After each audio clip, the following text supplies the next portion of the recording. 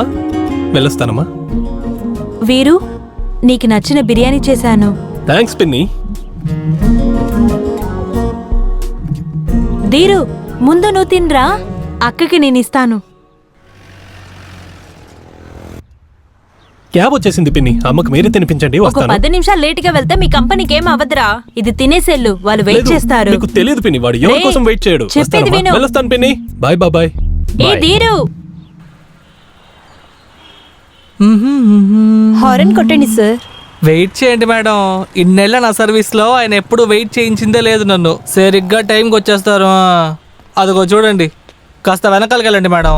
లేదు లేదు, నాకు బాగానే ఉంది. మేడం కాస్త మీరైనా జరిగి కూర్చోండి. No, I want window side. అయ్యో, ఓ గాడ్, వీడొక్కడు. దిగి దారైనా ఇవ్వండి.